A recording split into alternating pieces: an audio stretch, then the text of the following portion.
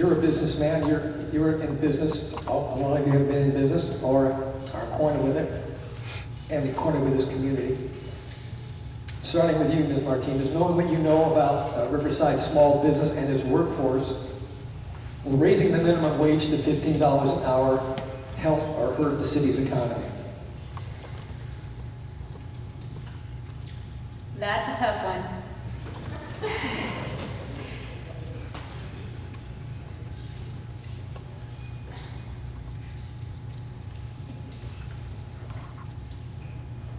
I can see the benefit in raising the minimum wage to $15 an hour. It's gonna allow people, blue-collar people, to be able to maintain a family a little easier. But at the same time, I could see how that can negatively affect us. For one, we want to encourage kids to finish school, to aim higher. If the minimum wage is $15 an hour, then what is the incentive to try to finish school, to try to get a bachelor's, a master's, you know?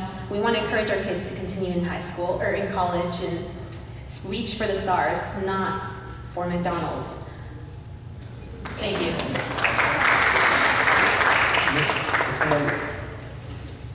Raising the minimum wage. Well, back in the day when I got my first job, minimum wage was $2.25.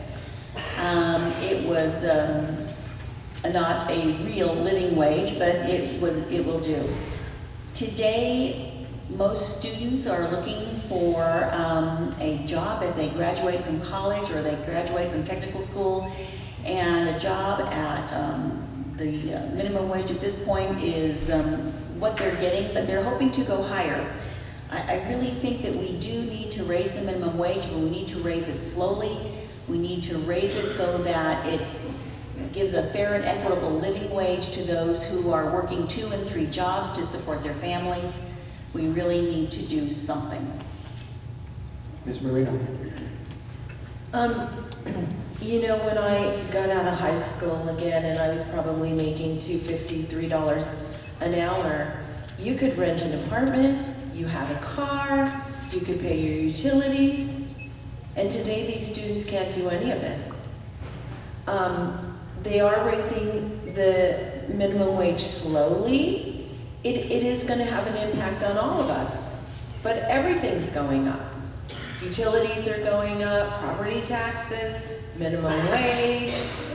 You know, again, you've had these 2 people here in office for over 10 years, and they brought us warehousing jobs.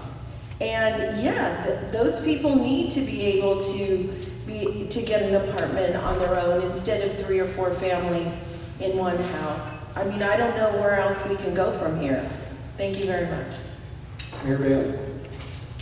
Well, I would say that we definitely don't want to impact the existing employment base we have by increasing the minimum wage. High school students and college students working their way through college. Where's the first-time job for them? Are we going to price them out of that first-time job and experience they're going to get? I think that most importantly, I would say, is that different regions around California have different needs and should have the ability to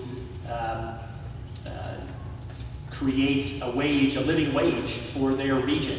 And so obviously, in Northern California, where the housing is much more not affordable like it is down here, there's a need for more wage to keep them out of poverty and off the streets. So we need more flexibility across an incredibly great and diverse state as California to be able to adjust and support a living wage and keep people out of poverty. So I agree with minimum wage getting people out of poverty, definitely. Councilman Davis. Folks, I am an employer.